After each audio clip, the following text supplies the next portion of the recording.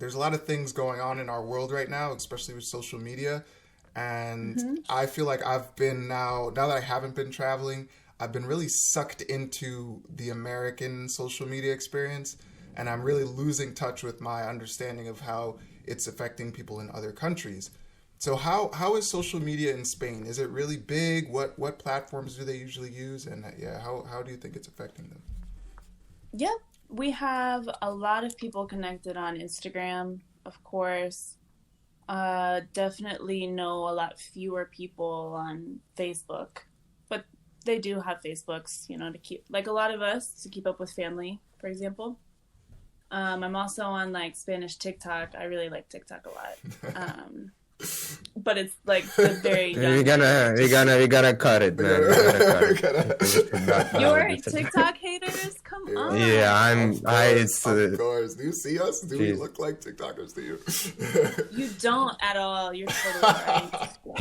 You don't. But that's the thing about TikTok. I mean, it has, this really strong algorithm that takes all of your data, but it feeds you the content that you want to see. You just have to spend some time liking the right stuff. You know what I mean? But I'm just curious. Why do you want to see the content? What is so fascinating and explosive about that content that you cannot find in your real life? TikTok for me is kind of like a gateway, not drug, but gateway platform. A lot of things that I find on TikTok are things that interest me about.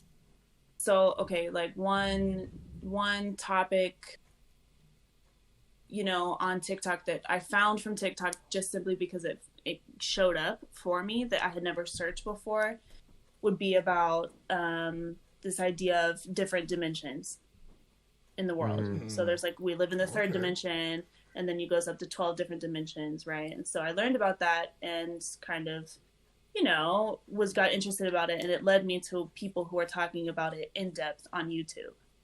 And for me, me and YouTube, we've been besties for a long time. Yeah, me too. And I have gone through my phases of the different kinds of things that I like to watch on YouTube. And so, I would say that things that I find interesting on TikTok leads me to kind of going deeper into other longer term interests that I have. So in one part, I see a lot of different kind of sewing content. And so you'll see how people make things, and then you go and you watch how-tos, and I can get better at sewing on one side. And then there's this other more spiritual side, talking about, like I said, dimensions or time travel or, astral projection, just different stuff like that. I just find it fascinating. And so you can get little glimpses and small pieces of information there, and it usually just leads me either to YouTube or just searching it, researching it on my own. All right. Yeah, that counts. That's respectable. I as an outsider of TikTok, I thought it was just all dancing teens. Dancing. Yeah. And, it seems that way from the outside. It does seem, but there's so much as if it was just pieces of YouTube. It's a lot more entertaining for short form, of course. But yeah, I mean, I will see few dances on my page. That's good. Yeah, it's more about other things. A couple every single morning, but it's fine. We can work with it. It's but it's interesting. It's a good explanation, a good defense. Because I've been also going through the cycles of accepting YouTube, and now completely if you don't know what to search for, just stay aside the door. You don't have to go there and look, because it just became the time where I started to YouTube all stuff, that I'm just I don't know why this Chinese pen is so bad. What can I do to make it, work better? So I go on YouTube, and people have been, showing how to put a lighter on it, light it a little bit. And that's good.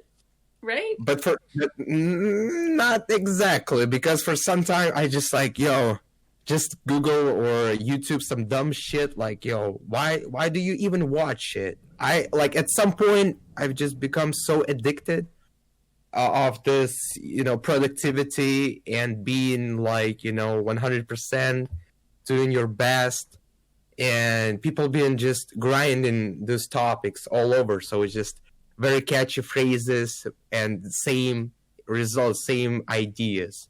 So Yeah. So I'm you think that abstaining from YouTube is oversaturated? I mean, absolutely 1,000 chopsticks. do you think there are any platforms that are not oversaturated though? Because I can't think of one. Well, That's that's interesting. That kind of leads us into going more towards what we were kind of wanting to talk about today. But there definitely are. There are platforms, and they're basically just newer platforms. And Yeah.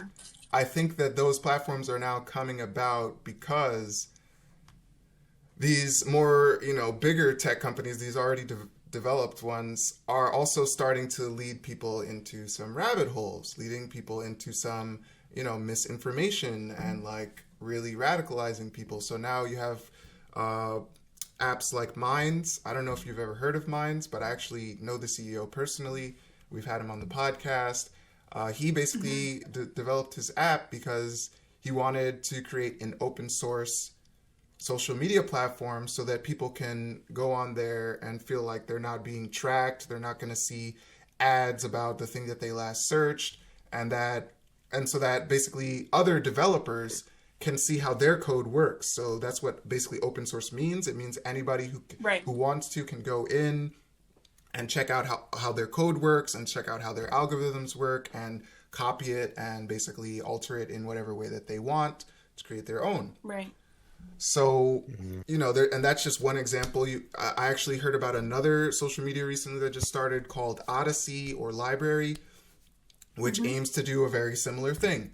And they're all basically kind of trying to, expand the market share of social medias and show people like, hey, you guys don't literally have to go on Twitter and Instagram and Facebook anymore. There's some other options, and you may like them more for what they do for you. Yeah. There's so much room for that, and I think that I don't see anything bad whatsoever with having options, way more options for social media outlets that are that way, that don't have these super strong algorithms that are like more based on the community that you like actually know, and you say, okay, this could be our new place to communicate online, without Instagram and Facebook and stuff. I think that's awesome. I don't find out about them as quickly. I would say I pay closest attention to music platforms just because of the music stuff that I do, but that's wonderful. Nice transition. Nice transition. That's wonderful. Because I just want to jump in, just a close remark, but actually sit I back think a that little, man, you're coming in very loud. Loud. All right. Sorry. So what I want to add actually is about we just gotta leave those platforms and jump into the real world like our classics did. New York classic. Shout outs to those people, back in the 90s, just, walking down the street looking. And as I'm trying to put this idea into words, I'm just thinking, I don't need a celebrity to explain some concepts to me anymore, because even a random person on the street or in a random pavilion, basically like an art pavilion, a random girl could be like, yo, I know about that shit as well. And to have a conversation with her is just actually more pleasurable and, like warming to me than just mindlessly, trying to find this exact answer that I need. So I went to the south of China, just, came back last week, and I was basically exploring, and I stumbled across this contemporary art stuff, basically a gallery. I went there, an exhibition, oil paintings. I was really fascinated how many they had, like 4 floors. So it was the first time, first-hand experience for me, and this giant ass hall, with all of this painting. And I was just recording myself just commenting it, and trying to comprehend. And as I was going back to, I didn't like, it was in Shenzhen, the south of China, but I didn't live in the city. I lived in another city, which took me which took like about a half an hour by a speed train. So on my way back, I had this weird conversation with this guy, a Chinese guy photographer, was just picturing like kids, it was weird, very weird, exposures. But I was just like, yo, why do you do this, man? All in Chinese. It's like explaining his life story, how he got divorced, some, revelation from his side. And I was basically, yo, this is happening right now, outside of all social medias, and even if I wanted to search for this, like, yo, how to find the drunk Chinese in the train station, got there and the foreigner, if you fucking picture that would have blew the fucking YouTube,